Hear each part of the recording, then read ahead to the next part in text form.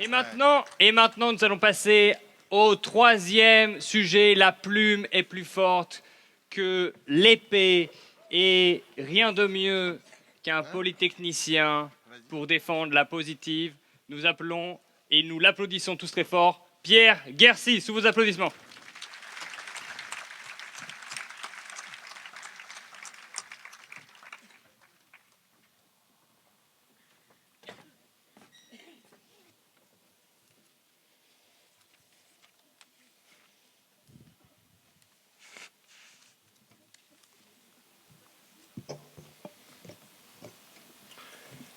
Mesdames et messieurs les jurés, chère assemblée, chers amis, je ne connais personne, mais vous ne m'avez pas l'air antipathique.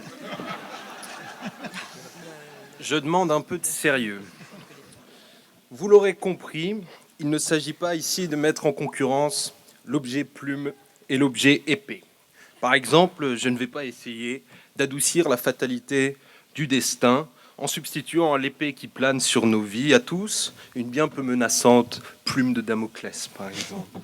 Et mon contradicteur ne cherchera pas, du moins je l'espère, à défier la gravité et faire valider par notre prestigieux jury l'expression « léger comme une épée ».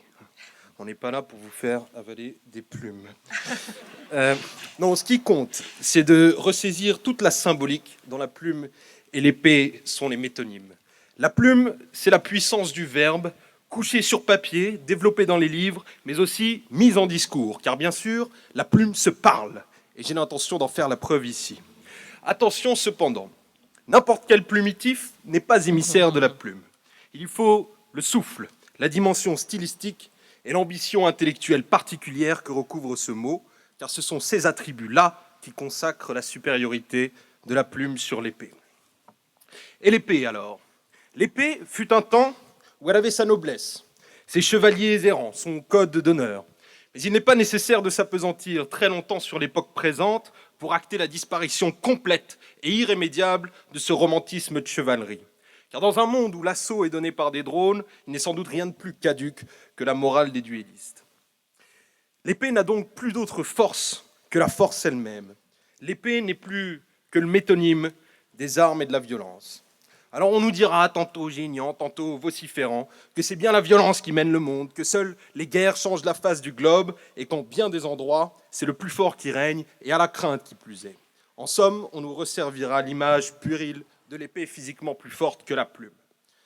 Mais précisément, la force de cette petite plume, c'est de parvenir à se faufiler entre les mailles des régimes oppressifs, à leur survivre comme les fourmis ont survécu à tous les grands bouleversements géologiques. Du dedans ou du dehors, pendant ou après, en sourdine ou au grand jour, la plume résiste et continue de gratter le papier pour renouer le fil de la pensée par-delà les impasses et les barbaries de l'histoire. Que l'on pense pour s'en convaincre à Solzhenitsyn, ce grand témoin de l'intérieur, ou à Chateaubriand, ce grand témoin de l'exil. La censure décante avec le temps, les vainqueurs du moment seront renversés à leur tour, et toujours les grands écrits ressurgissent. Là où l'épée s'use en ferraillant, la plume se renforce en s'exerçant. Elle n'est d'ailleurs bien sûr pas l'apanage exclusif des opprimés. En amont des grands événements, c'est elle qui réveille les passions et qui cristallise les tensions. Il n'y a qu'à voir le nombre de textes enflammés qui ont entretenu dans l'esprit de nos aïeux le désir de revanche contre la Prusse après la défaite de 71. Le glaive n'est donc jamais autonome. Uniquement capable de tétaniser les esprits dans la peur, il est impuissant à se légitimer sans l'appui d'un discours complaisant. Et en dernière analyse, ce sont les exhortations de la plume qui déclenchent ou arrêtent son mouvement. Et plus longtemps après encore, les événements prennent la signification que leur donnent les grandes plumes. Régnant sur la postérité, elles règnent sur nos conceptions collectives. Il ne faut pas méconnaître par exemple ce que nous devons au style de Michelet, au souffle de Hugo, dans notre connaissance de la Révolution. La puissance inégalable de la plume virtuose, c'est de frapper les esprits par la beauté pour y faire entrer sa vision de l'histoire. Cette séduction de la plume n'est d'ailleurs pas du tout limitée au seul champ historique. On ne mesurera jamais exactement ce que notre imaginaire commun et nos menus comportements doivent à une imbibition inconsciente de notre héritage littéraire. Et je ne parle plus ici d'histoire, ni de façonner l'opinion. Je parle plus intimement et plus charnellement de conquête des cœurs. Je parle d'amour, mes chers amis. Car quoi qu'en disent les déclinistes de tout poil, nous sommes, encore et pour longtemps, imprégnés d'une sensibilité profonde à la beauté de la poésie qui ne demande qu'à être ravivée par le chatouillement de la plume. Et je m'en vais le montrer de la belle manière. À toi, là-haut, quelque part, je ne vois rien, les lumières m'aveuglent. Jeune soldat qui se figure amoureux d'une femme, qui s'imagine que remuer ton glaive suffit à impressionner, ou qui t'imagine rayer des siècles d'amour courtois d'un trait de plume postmoderne.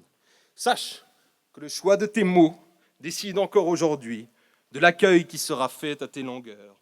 Si donc, mon jeune ami, tu t'assottes d'une femme bien supérieure, s'agit-il de Madame Malouine ou de Madame Pulvar, il serait risible de la jouer bretteur ou de t'enorgueillir d'un visible braquemar. Non, les grivoiseries de caserne ne suffisent pas à l'affaire. Il te faudra sacrifier au rite et n'être point vulgaire. Parle la langue suave du prétendant émérite, ne la fais pas tes œufs grognards. Du verbe sache incarner le mythe, telle est la voie vers le plumard.